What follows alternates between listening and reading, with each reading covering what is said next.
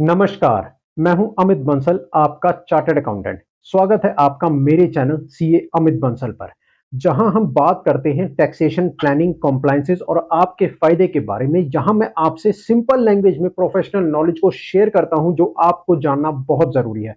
तो आइए शुरू करते हैं आज के प्रोग्राम को।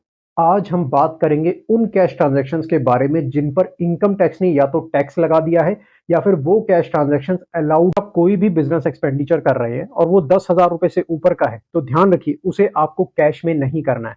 अगर आप कैश में वो एक्सपेंडिचर करेंगे तो इनकम टैक्स में वो खर्चा डिस अलाउ हो जाएगा, यानी कि उसके ऊपर आपको टैक्स पे करना पड़ेगा। सिंगल पर्सन को सेम डे पर 10,000 रुपए से ऊपर की कैश पेमेंट को नहीं करना है।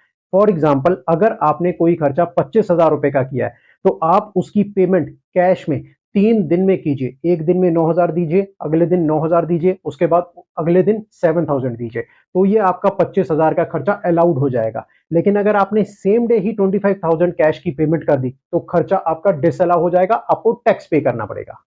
अगर आपने कोई कैपिटल एक्सपेंडिचर किया है, कोई एसेट खरीदा है और उसकी वैल्यू 10,000 रुपए से ज्यादा की है और आपने उसकी पेमेंट को कैश में कर दिया है, अगर आपने कैश में उसकी पेमेंट को किया है, तो उस एसेट के ऊपर आपको डेप्रिसिएशन का बेनिफिट नहीं मिलेगा इनकम टैक्स के अंदर।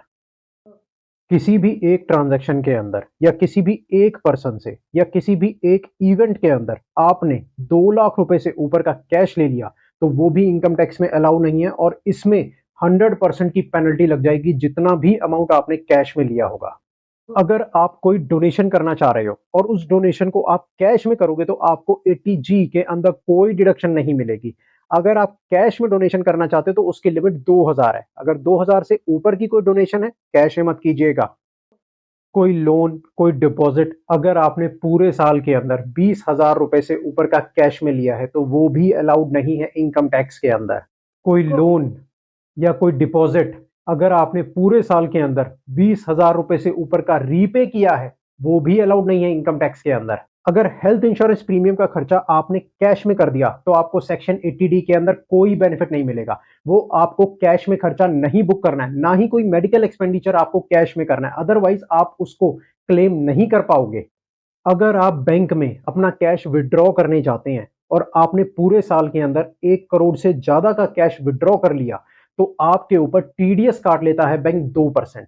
और अगर आपने पिछले 3 साल की आईटीआर नहीं भरी होगी, तो 20% टीडीएस काट लेगा बैंक का। कि बिजनेस की टर्नओवर 10 करोड़ या 10 करोड़ से नीचे है और आपकी टोटल कैश ट्रांजैक्शंस 5% से कम है, तो आपको टैक्स ऑडिट करवाने की जरूरत नहीं है। अगर आपको यह इंफॉर्मेशन यूजफुल लगे, तो इस वीडियो को लाइक करें और चैनल को सब्सक्राइब करना ना भूलें। अपने सवाल या सुझाव नीचे कमेंट में लिखें। फिर मिलते हैं अगले वीडियो में। Thank you.